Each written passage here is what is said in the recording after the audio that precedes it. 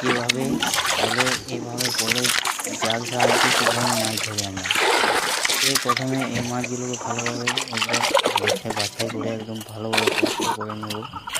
তারপর দিন সকালে এগুলো পেঁয়াজ আদা কুচি রসুন মশলাপাতি দিয়ে ভালোভাবে ঢাকা দিয়ে তারপর দিন সকালে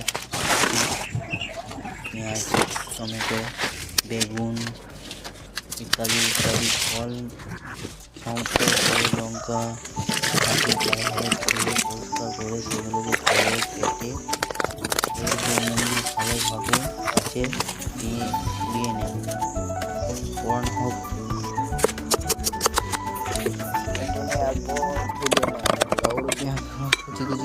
কুচি করে ভালোভাবে বেগুনগুলোকে ছাড়িয়ে একটু আদা রসুন সয়া সস ভালোভাবে ধনিয়াগুলোকে ভেজে ফ্রাই করে একদম মজা সে খাও।